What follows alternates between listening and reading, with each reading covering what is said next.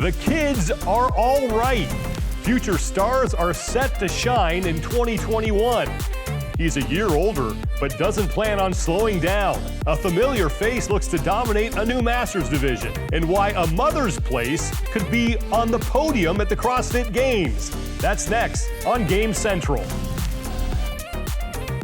Hi everybody, welcome to another edition of Game Central. I'm Sean Woodland. We already know that the men's and women's individual divisions are loaded with talent. Well, there are some great athletes on the way to make those divisions even more crowded, as there are some young athletes who are looking to put the pressure on the veterans in 2021. We will start on the men's side with a name that some of you may already be familiar with, and that's Guy Marjeros. He's just 21 years old, and he really burst onto the scene when he competed at the teenage division in the 16 to 17-year-old division at the CrossFit Games in 2017. He took second place that year, courtesy of a 291-pound snatch. He won that event, and that's what ultimately put him in the top two in that division.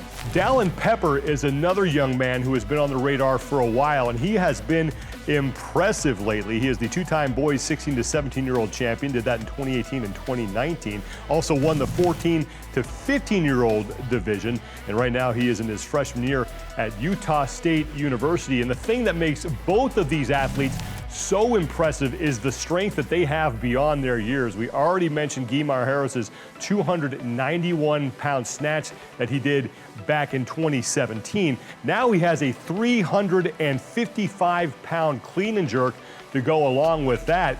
And Dallin Pepper, he wanted to get a 300-pound snatch before he turned 20, and he got there 8 months early. So it's going to be very interesting to see what these kids can do as they move into their athletic primes. Over on the women's side, there are a couple of names that you are definitely going to want to keep an eye on as we move through the Open and into the quarterfinals. The first being Mal O'Brien. Mentioned strength with Dallin Pepper and Guy Marjeros. She certainly has plenty of that. She is 17 years old. She didn't compete at the CrossFit Games season last year in order to give her body a break. Her most impressive performance in 2020, though, was when she competed in the online qualifier in the Lowlands Throwdown as a teenager and won it against individual athletes. Impressive performance there. She was 4th place and 5th place in the girls division in the 14 to 15-year-old division, the 2 times she competed there. Another impressive athlete who should definitely be on your radar and who could certainly make some noise this year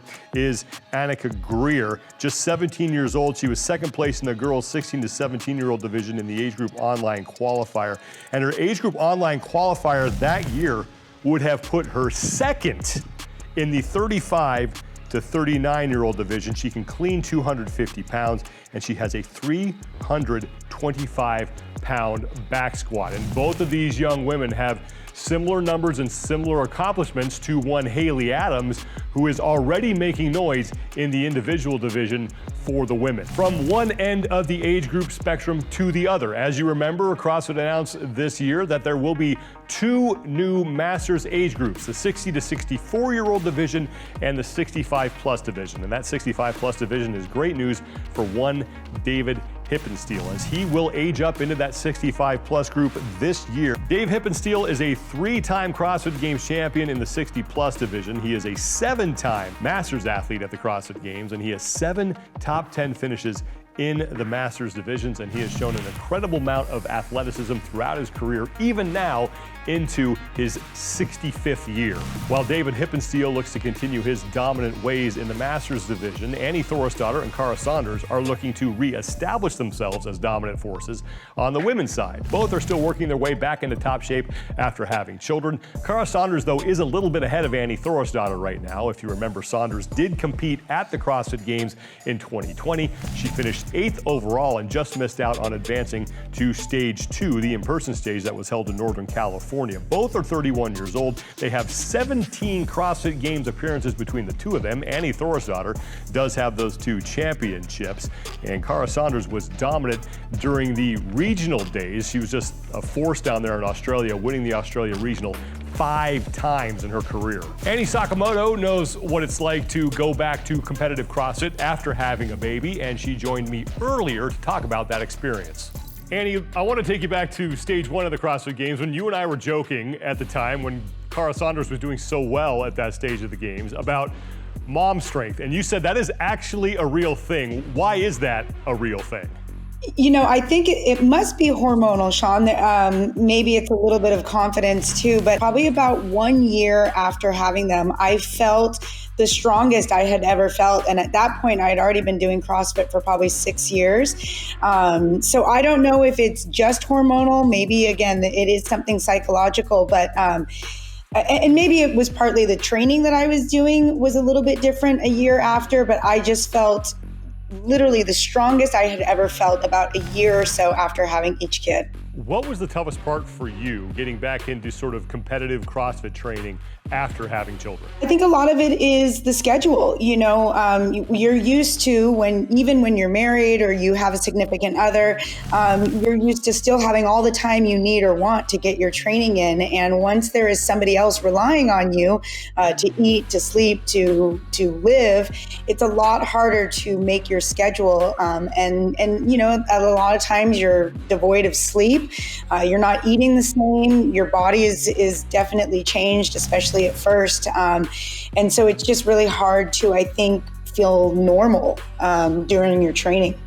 I think there's a perspective out there that some people might think that when you come back from having a kid that you might not be as motivated. But what does having a child do to your competitive drive? I think it is a little bit hard, and part of that is because competing is inherently selfish. You know, you are really, everything you do is for yourself, and once you have a child, it's hard to think about just yourself and your training.